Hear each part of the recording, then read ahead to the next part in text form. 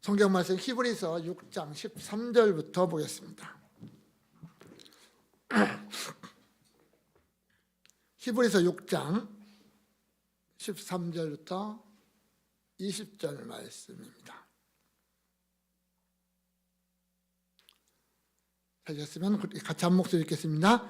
하나님이 아브라함에게 약속하실 때 가리켜 맹세할 자가 자기보다 더 큰 이가 없으므로 자기를 가리켜 맹세하여 이르시되 내가 반드시 너에게 복주고 복주며 너를 번성하게 하고 번성하게 하리라 하셨더니 그가 이같이 오래 참아 약속을 받았느니라. 사람들은 자기보다 더 큰 자를 가리켜 맹세하나니 맹세는 그들이 다투는 모든 일의 최후 확정이니라. 하나님은 약속을 기업으로 받는 자들에게 그 뜻이 변하지 아니함을 충분히 나타내시려고 그 일을 맹세로 보증하셨나니 이는 하나님이 거짓말을 하실 수 없는 이 두 가지 변하지 못할 사실로 말미암아 앞에 있는 소망을 얻으려고 피난처를 찾은 우리에게 큰 안위를 받게 하려 하심이라. 우리가 이 소망을 가지고 있는 것은 영혼의 닷 같아서 튼튼하고 견고한 휘장 안에 들어가나니 그리로 앞서 가신 예수께서 멜기세덱의 반차를 따라 영원히 대제사장이 되어 우리를 위하여 들어가셨느니라. 아멘. 우리가 성경을 이야기할 때 꼭 빠뜨리지 않고 거론하는 것이 한 말이 있습니다. 그것은 뭐냐면 성경은 하나님이 자기 백성에게 주신 약속이다라고 하는 겁니다. 하나님이 자기 백성에게 주신 약속입니다. 그래서 성경은 예수를 믿지 않는 사람들에게는 별 의미가 없습니다. 예수 믿는 우리에게 의미가 있는 게 성경이거든요. 그래서 우리가 성경을 이렇게 얘기하죠. 구약은 오실 메시아에 대한 약속, 하나님의 약속이고 신약은 그 약속대로 오신 메시아의 모습과 또 그 메시아가 다시 오실 것이라고 하는 약속, 그 약속이라고 말을 합니다. 결국 성경은 뭐냐? 메시아에 대한 약속이다라는 거죠. 메시아에 대한 약속. 그래서 구약을 산 하나님의 백성들은요, 그 메시아를 소망하면서 살았습니다. 창세기 3장에서 말씀하셨던 그 여인의 후손, 그 메시아가 오기를 그토록 소망하고 기다렸습니다. 그리고 결국 하나님의 때에 하나님의 방법대로 메시아가 세상에 오셨습니다. 그 메시아는 세상에 오신 목적대로 살고 죽으시고 부활하셨고 승천하셨습니다. 이제 신약시대를 살아가는 우리들은 그 승천하신 메시아가 다시금 오실 것이라고 하는 그 약속 때문에 그 약속을 붙잡고 살아가는 어떤 우리 성도들의 모습이다라고 하는 거죠. 우리는 그 약속을 믿고 살아가는 겁니다. 사실은 다시 오실 것이라고 하는 그 약속, 그 약속 때문에 오늘 하루를 인내하면서 살아가고 있는 거죠. 결국 우리의 영원한 소망은 그겁니다. 아멘. 주 예수의 오시옵소서. 마라나타라고 하는 거죠. 언제 오실지는 모릅니다. 어떻게 오실지도 우리는 모릅니다. 비록 성경에는 그가 구름 타고 가셨으니까 구름 타고 오시리라라고 말씀하셨지만 실제는 어떤 방법으로 오실지 우리가 알 수 있는 건 별로 없습니다. 그러나 다만 분명한 것은 이겁니다. 오신다라고 하는 겁니다. 사도행전 1장에 보면 예수님이 하늘로 올라가실 때 많은 사람들이 그 예수님의 올라가시는 모습을 쳐다보고 있었습니다. 그때 두 천사가 나타나서 증언하기를 뭐라고 합니까? 너희 가운데서 하늘로 올려지신 이 예수는 하늘로 가심을 본 그대로 오시리라. 예수님은 요한복음 14장에서 이렇게 말해요. 내가 너희를 위하여 거처를 예비하러 가노니 가서 너희를 위하여 거처를 예비하면 내가 다시 와서 너희를 내게로 영접하여 나 있는 곳에 너희도 있게 하리라 라고 하셨고, 반모섬에 있는 사도 요한에게 예수님은 뭐라고 말씀하십니까? 내가 속히 오리라 라고 말씀하십니다. 결국 예수님은 반드시 오신다라고 하는 거예요. 오셔서 우리를 주님이 예비하신 그 거처, 다른 말로 말하면 천국이라고 하는 하나님의 왕국, 그곳으로 인도해 드리시고 그곳에서 우리는 영원한 생명, 영생을 누리며 살아가게 될 거다라고 하는 거죠. 이것이 약속이에요. 주님의 약속, 우리 주님이 우리에게 주신 약속입니다. 그리고 오늘 우리는 그 약속을 붙잡고 또한 그 약속을 기다리는 자로서의 삶을 살아가고 있다라고 하는 겁니다. 지금 사도가 서신을 받는 성도들에게 그 약속에 대한 얘기를 합니다. 우리의 소망이 뭐냐라는 걸 얘기합니다.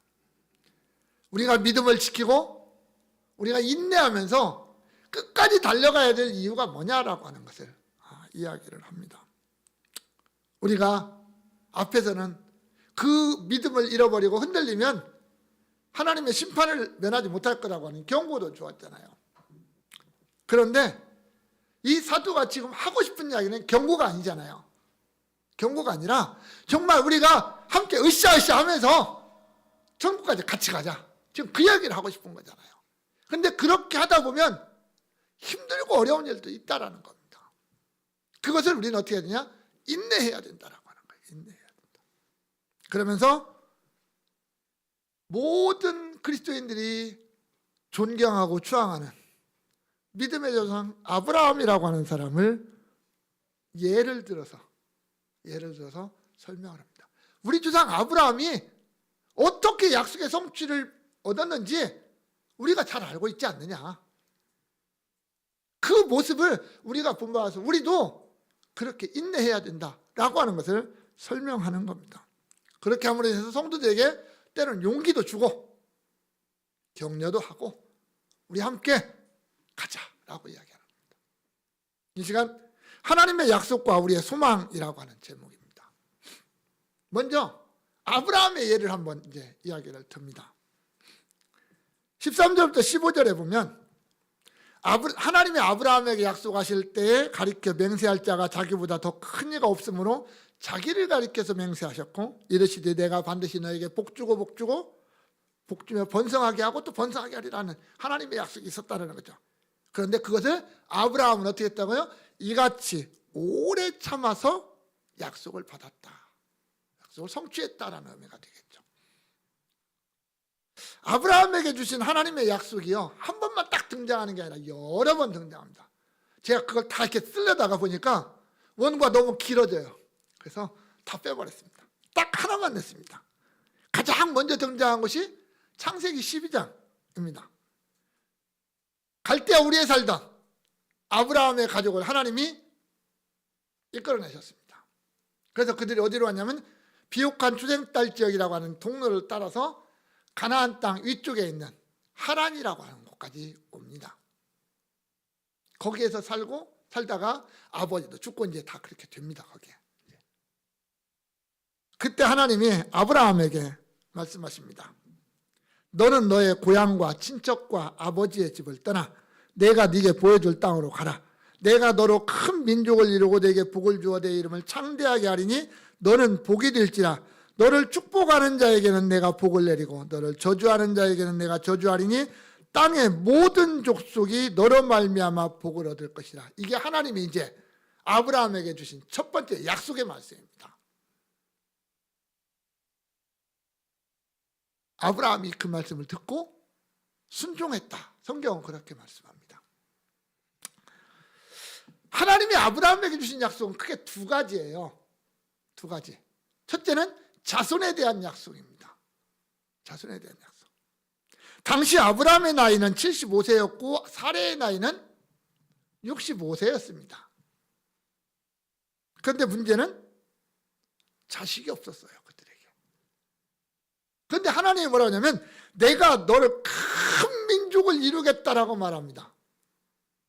왜냐하면 하나님이 아브라함을 택하고 이스라엘 민족을 택하고 하는 이유가 뭐냐면 왕국 건설이거든요. 하나님의 왕국을 건설하고자 하는 거예요. 여러분 우리가 나라라고 하는 것을 이제 뭐라고 그럴까요? 나라라고 하는 걸 세우려면 첫 번째 뭐가 있어야 돼요? 백성들이 있어야 돼요. 백성들이. 사람이 있어야 돼 일단. 그죠? 나라에 뭐 국민이 없는 나라는 없잖아요. 두 번째는 뭐냐면 땅이에요. 땅. 이것 때문에 지금 저쪽 중동 이스라엘하고 거기서는 지금 계속 전쟁을 하잖아요. 그 땅 때문에. 땅이에요. 세 번째는 주권이라고 말을 하는데, 주권. 그 나라의 어떤 주인의 권리, 그거 주권을 말합니다. 이 세 가지가 있어야 나라라고 합니다. 하나님이 아브라함을 선택해서 큰 민족을 이루겠다고 그래요. 국민이 있어야 되니까. 그리고 그들에게 땅을 주겠다라고 그래요. 어떤 땅? 내가 내게 준 땅, 가나안 땅, 이걸 주겠다라고 그래요. 주권은 하나님이 가지고 있거든요. 내가 왕이다. 내가 다스리겠다라는 거야. 그래서 하나님이 그들에게 언약을 맺을 때마다 하시는 말씀이 뭐냐면, 너희는 내 백성이 되고 나는 너희의 하나님이 되리라. 나는 너희의 왕이 되리라. 그 말씀이거든요. 그게 주권이거든요. 그래서 우리 하나님이 다스리는 나라, 그걸 만들기 위해서 하나님이 이스라엘 백성들에게 계속적으로 그걸 반복해서 약속을 주십니다. 그리고 마지막 그 약속은 어디에 나오냐면 요한계시록 22장에 나옵니다. 하나님이 마지막 그 천국에 있는 그 백성들을 향해서 하는 말이, 그들은 내 백성이 되고 내가 그들의 영원한 하나님이 되리라라고 말씀하시는 거예요. 이게 결국은 성경은 처음부터까지 그 얘기예요. 그걸 말씀을 해줍니다. 그러나 아브라함이 볼 때 이게 불가능한 이야기예요.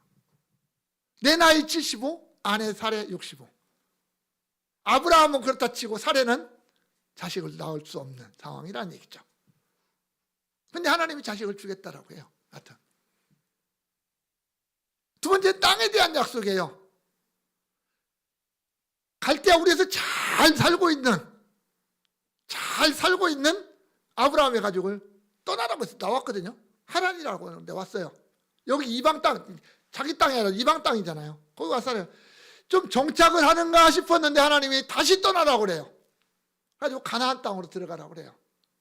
가나안 땅에 와보니까 갈대아 우르하고는 비교할 수 없는 땅이에요.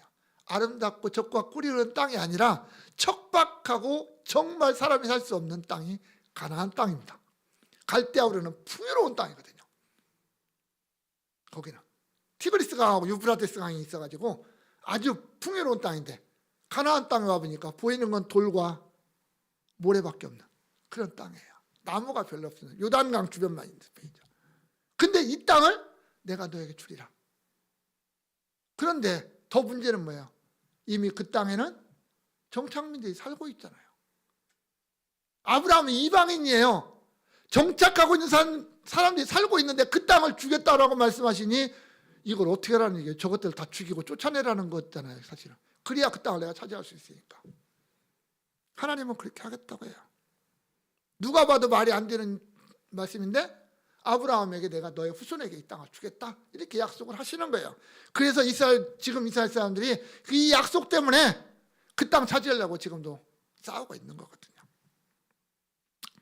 하나님 이후로 아브라함에게 사건마다, 어떤 사건이 있을 때마다 나타나셔서 이 약속을 계속 반복하십니다.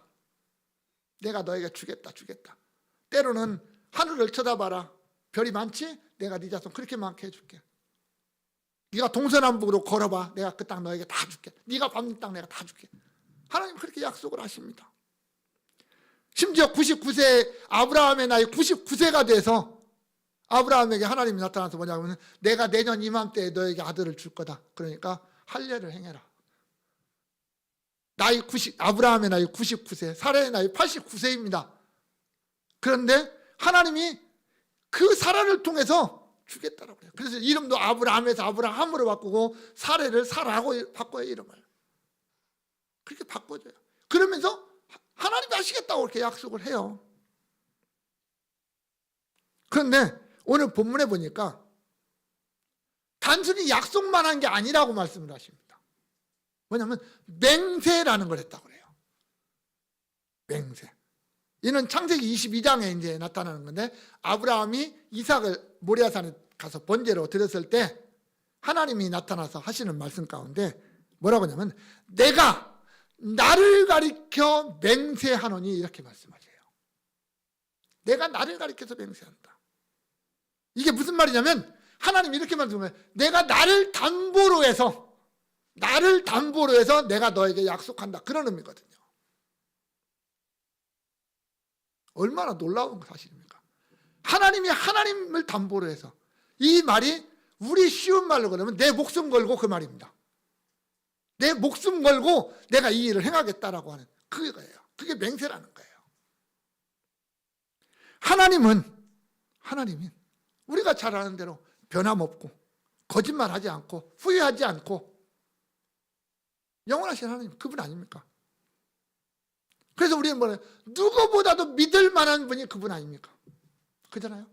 그런데 그분이 자신의 목숨을 걸고 하나님의 목숨을 걸었다? 이건 뭐 우리가 상상하는 이야기가 아니지만 그렇게 하나님이 자신의 전부를 걸면서 아브라함에게 약속을 하시는 거예요. 내가 이삭을 통해서 새로운 언약을 맺고 그를 큰 민족으로 만들겠다. 그렇게 약속을 하시는 겁니다. 그 이야기는 이런 거겠죠. 세상이 무너져도, 하늘이 무너져도 내가 이 약속만큼은 반드시 이룰 것이다라고 하는 그 약속 아니겠습니까? 그런데 아브라함이 그 약속을 믿었다라고 했습니다. 아브라함이 그것 말씀에 순종하고 믿었을 때 하나님은 그것을 아브라함의 의로 여기셨다 그랬어요. 그 믿음을 의로 여기셨다. 아브라함은 그 약속을 붙잡고 인내했습니다. 우리가 이제 11장에 가서 아브라함에 대해서 한번 또 살펴보게 될 겁니다. 그런데 여러분, 아브라함이 가나안 땅에 들어가서 평탄한 삶을 살았습니까? 아니잖아요. 가뭄 때문에 고생하다가 결국은 애굽 땅에 들어가서 마누라 뺏겼다가 다시 찾아오기도 하고요.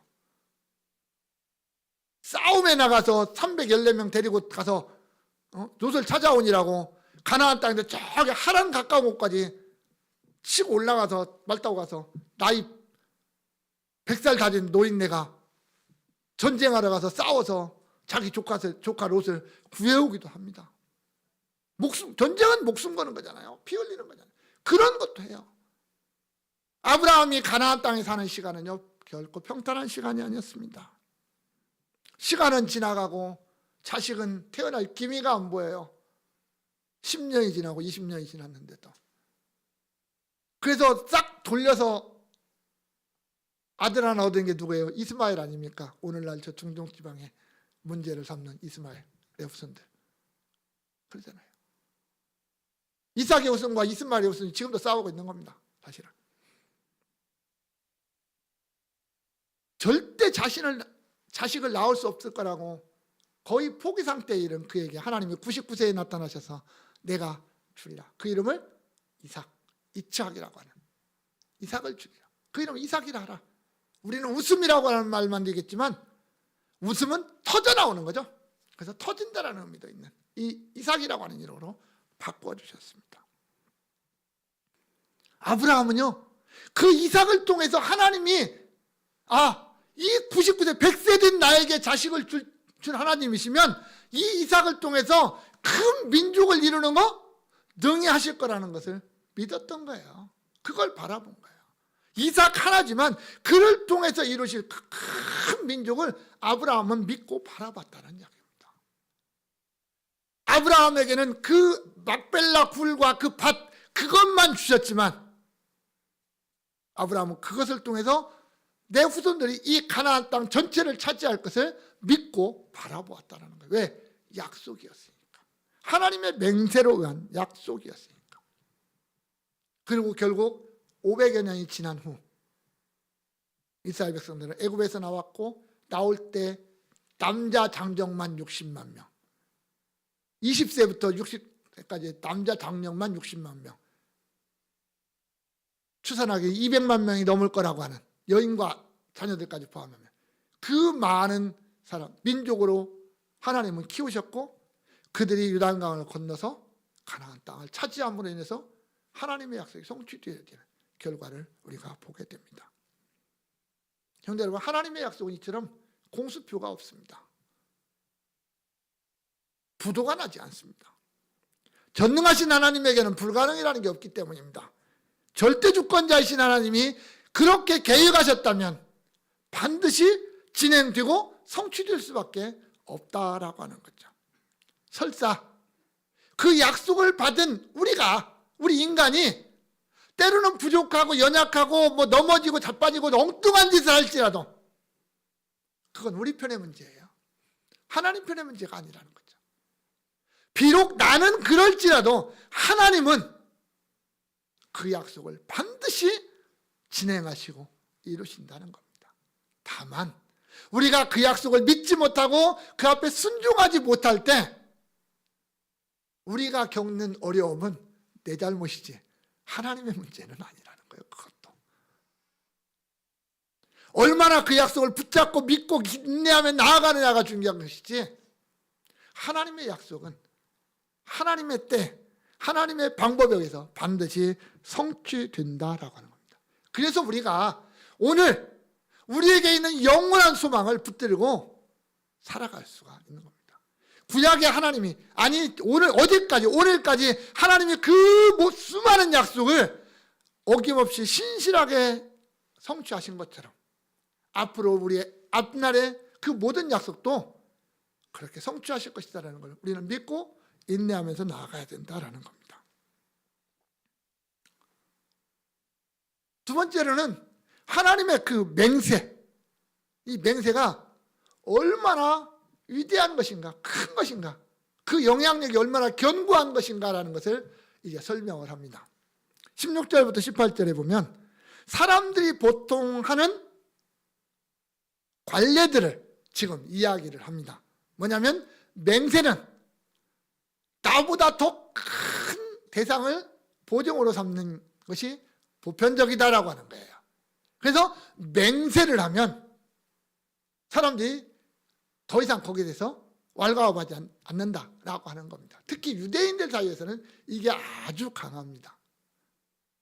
하나님 여호와를 가리켜서 맹세하는 것에 대해서는요 두말을 하지 않습니다. 두말을 하지 않습니다. 그건 그냥 인정을 해주는 게 그대로 보통 지금도 그렇습니다. 유대인들은 그만큼 이 맹세라고 하는 게 너무나도 중요하다라고 하는 거예요. 그런데 하나님이 약속하시고 맹세하셨다고 하는 이 두 가지 사건, 약속하시고 맹세하셨다라고 하는 이 두 가지 때문에 그 하나님의 약속이 반드시 성취될 수밖에 없다라고 하는 것을 지금 설명을 하려고 하는 겁니다. 우리도 보통 맹세할 때 그러잖아요. 내가 하늘을 두고 맹세한다 그러잖아요. 우리 보통 맹세할 때 그러잖아요. 하늘을 두고 맹세한다. 우리나라는 오른손 들고 맹세하잖아요. 대부분 맹세할 때. 미국은 법정 같은 데서 맹세할 때 언제 놓고죠? 성경책에다가 손을 얹고 맹세를 하기도 합니다. 이스라엘 백성들은 맹세할 때 최종적인 맹세가 뭐냐면 여호와의 이름으로 맹세를 합니다. 여호와의 이름으로 맹세합니다. 그만큼 이 맹세는 내가 감당할 수 없는 것을 대놓고 맹세를 해요. 맹세를 해요.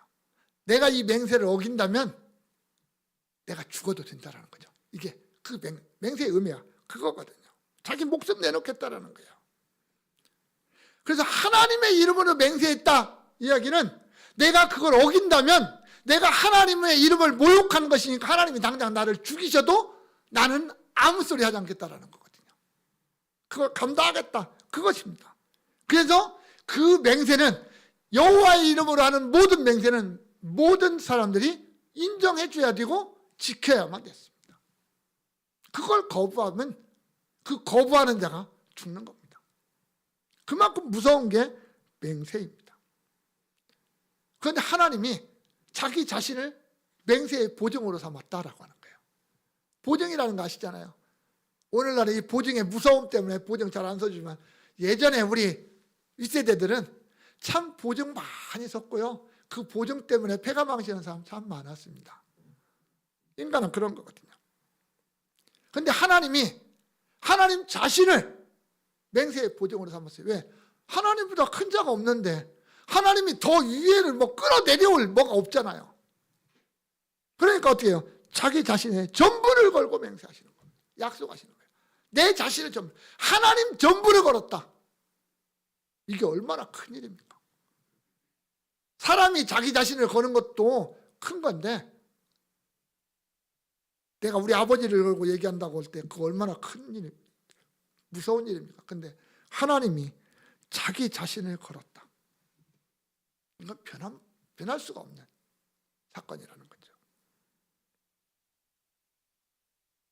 본문에 등장하는 하나님의 뜻이라고 하는 것은요, 하나님의 계획이나 의도에서 나온 결정이에요. 하나님이 결정하신 거예요. 하나님이 이렇게 하시기로 결정하신 거예요. 한번. 그것은 바뀔 수가 없다는 거예요. 하나님의 절대 주권적인 의지 속에서, 하나님의 어떤 전지전능하심 속에서 계획된 것이니까 반드시 성취될 수밖에 없고 그 누구도 방해할 수가 없다라고 하는 거예요. 그것을 지금 성도들에게 이야기하고 있습니다. 사도가. 하나님이 그런 분 아니냐? 하나님이 우리를 구원하시겠다고 약속해 놓고 당신의 이름을 걸었다. 그런데 이 못난 인간들이 하나님이 그렇게 말씀으로 해도 못 믿으니까 어떻게 해요? 눈에 실제적으로 보여주셨습니다. 뭘로? 예수로, 십자가로 보여주셨어요. 내가 이렇게까지 해서 너희를 구원하겠다. 내가 내 아들 그 예수를 십자가에 못 박아 죽이면서 내가 너희를 구원하겠다.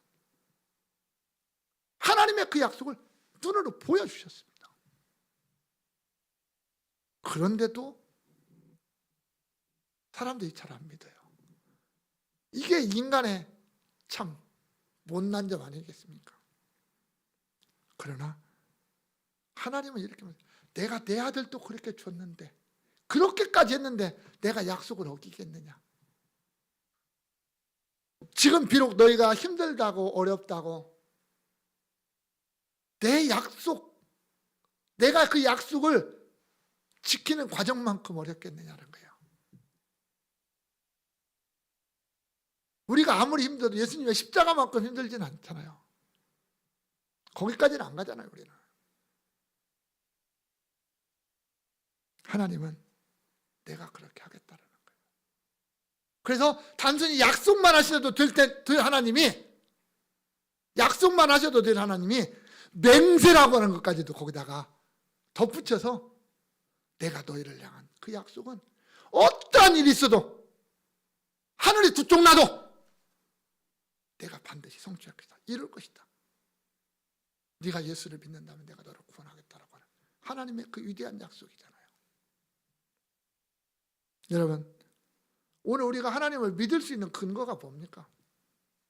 내가 하나님을 믿을 수 있는 근거, 내가 오늘 신앙생활하는 이유가 뭐냐? 그건 돌고 돌면 약속이에요. 돌고 돌면 약속이라고 하는 단어로 돼요. 하나님의 약속을 내가 믿는 것이고요, 그 하나님의 약속을 성취할 때까지 나는 믿음으로 살아가는 겁니다. 신앙생활하는 거예요. 우린 전부 그거예요. 내가 예수를 믿으면 구원하겠다. 네가 예수를 믿으면 구원하겠다. 하나님의 그 약속 때문에, 그 약속 붙잡고 우리가 예수를 믿는 거잖아요. 다른 것 때문에 우리가 예수 믿습니까? 네가 예수 믿으면 뭐 병에서 고쳐줄게, 그러니까 예수 믿으라, 이거 아니잖아요. 네가 예수 믿으면 내가 너를 부자로 만들어줄게, 우리가 그것 때문에 예수 믿는 거 아니잖아요.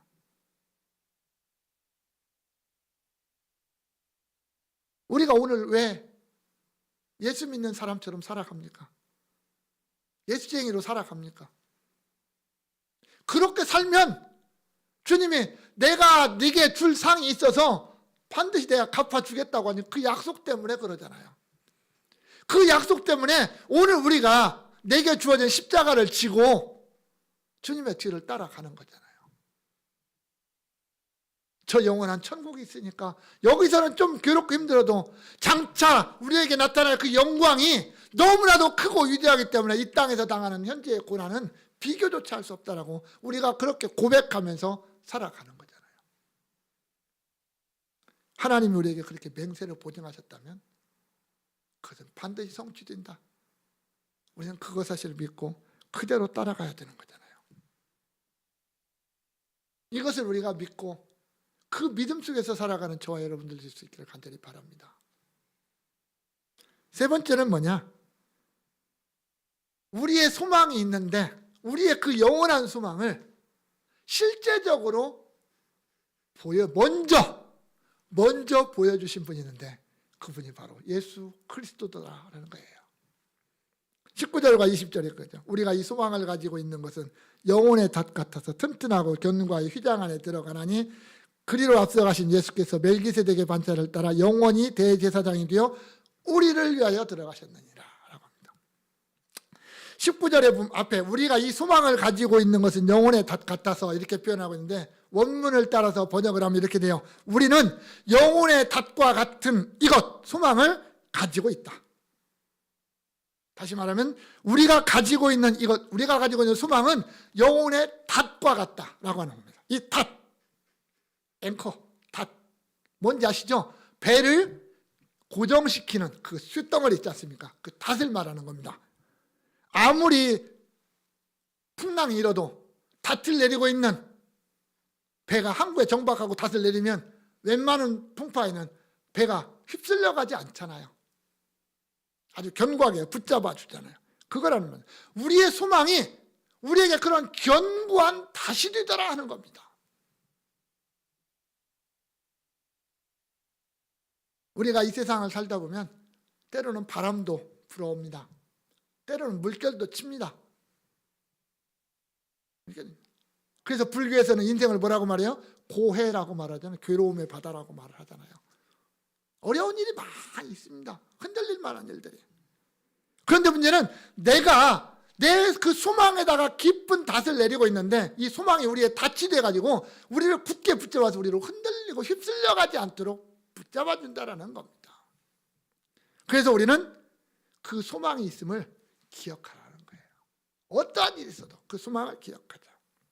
그런데 이 본문에 등장하는 이 닷이 가지고 있는 세 가지 특징이 있어요. 첫 번째는 튼튼하다는 거예요. 믿을만하고 요동하지 않는다라는 겁니다.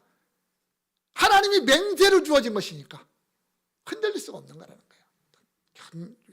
둘째는 견고합니다. 이것은 밟고 지나가기에 알맞을 정도로 튼튼한 기초가 된다는 거예요. 이 견고하다는 거죠.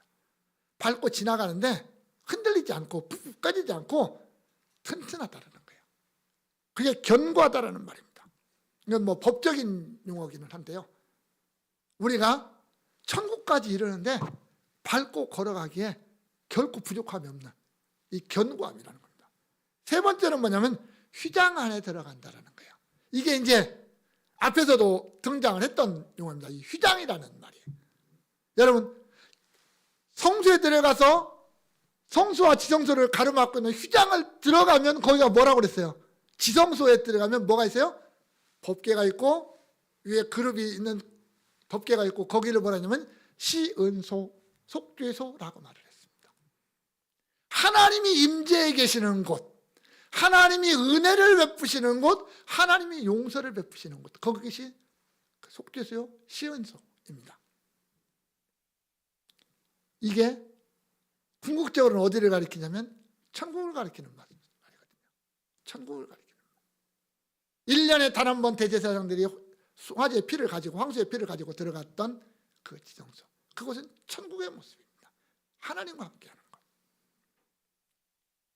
이 소망이 우리에게 있는 이 견고한 소망이 우리를 어디로 들어가게 하느냐면 그 휘장 안으로 들어가게 하는데 다시 말해서 우리를 천국으로 들어가게 하더라라는 거예요. 그 소망을 붙들어 잡고 있는 사람이. 그런데 오늘 사도는 우리에게 이렇게 말합니다. 우리가 그 소망을 가지고 천국에 들어갈 수 있는데 우리가 걸어가야 될 그 길을 우리 예수님이 예수 그리스도께서 먼저 그렇게 들어가셨다 라고 하는 겁니다. 휘장 안으로 들어가셨다. 대제사장이 되어서 들어가셨다라는 거예요. 그래서 우리도 그 대제사장 되신 예수 그리스도를 따라서 마땅히 그곳에 들어갈 수 있게 되었다라고 하는 겁니다. 우리의 소망 때문에. 주님이 주신 약속을 붙잡는, 하나님이 맹세로 주신 그 약속을 붙잡는 그 믿음과 소망 때문에 우리 또한 그 휘장 안으로 들어갈 수 있게 되었다. 주님이 십자가 죽으실 때 휘장이 찢어져 버렸으니까 이제는 주님이 먼저 들어가셨다라는 거예요. 주님은 그 휘장 안으로 들어가셔서 누르라 놀고 계시는 게 아니잖아요. 주님은 대제사장으로 그 휘장 안에 들어가셨기 때문에 그곳에서 대제사장의 역할을 감당하시는 겁니다. 성경에서는 우리에게 이렇게 말하죠. 사도 바울은 그리스도 예수시니 그는 하나님 우편에 앉아 계신 자요 우리를 위하여 간구하시는 자라. 요한 1서에서 사도 요한은 만일 누가 죄를 범하여도 아버지 앞에서 우리에게 대언자가 있으니 곧 의로우신 예수 그리스도시라. 이게 대제사장의 사역입니다. 이게 대제사장의 사역이에요. 예수 그리스도께서 우리보다 먼저 하나님 보좌 우편에 앉으셔서 우리를 위하여 하나님 앞에서 대제사장의 역할을 감당하시는데 그 대제사장의 역할이 뭐냐니까 내 죄 때문에 아버지 앞에 간구하고 나 때문에 아버지 앞에 끊임없이 중보하고 계시는 분, 그분이 우리 예수님이시더라라는 거예요. 그 주님의 중보 때문에 우리도 그 휘장 안에 이제 담대하게 들어갈 수가 있게 된다라고 하는 겁니다. 우리에게는 소망이 그래서 철저하게 예수 그리스도와 관련되어 있다라는 거예요. 예수 그리스도를 떠난 소망 아무런 의미가 없습니다. 내가 가진 믿음도, 내가 얻은 구원도, 내가 장차 유업으로 받아 들어갈 저 영원한 천국도 예수가 없다면 의미가 없어요. 그 모든 것이 예수 안에서 이루어지는 것이니까. 우리가 가진 그 예수 그리스도를 향한 그 소망, 그것이 견고한 닻이 되어서 우리가 이 세상에서 살아가는 동안 흔들리지 않고 휩쓸려가지 않도록 우리를 굳게 붙잡아 준다라고 하는 겁니다. 그게 우리에게는 소중하다라는 거죠. 그 일을 위해서 우리가 흔들리지 않고 휩쓸려가지 않도록 우리 주님이 오늘 또 이 시간도 하나님의 보좌 우편에서 우리를 위하여 대제사장으로서의 역할을 감당하고 계신다라는 거죠.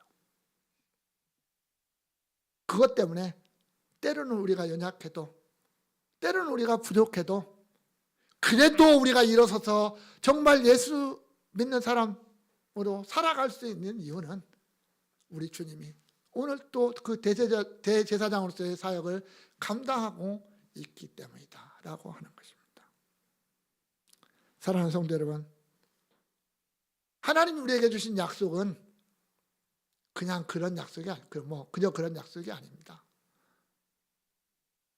하나님은 단순히 그냥 말로만 약속하는 게 아니라 당신 자신을 걸고, 하나님 자신을 걸고 맹세하신 약속입니다. 그 약속을 따라서 우리가 구원받았습니다. 내가 예수 그리스도를 정말 믿는데도 불구하고 내가 구원을 못 받는다면 하나님의 문제잖아요. 구원. 얼마나 무서운 겁니까? 그래서 하나님은 반드시 그 약속을 지키실 거라는 겁니다. 나를 구원하실 약속을, 나를 영원한 천국으로 인도하실 약속을 굳게 지키실 겁니다. 아브라함이 믿었던 것처럼, 아브라함이 하나님의 약속을 믿고 끝까지 인내했던 것처럼 너희도 우리도 그래야 된다는 겁니다. 때로는 싸움도 있습니다. 때로는 기근도 있습니다. 때로는 내 것을 다 빼앗기는 아픔도 있습니다.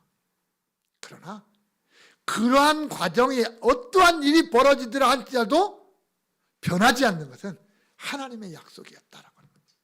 그 약속은 반드시 성취된다. 그러니까 우리는 그 약속을 믿고 인내하고 끝까지 가자.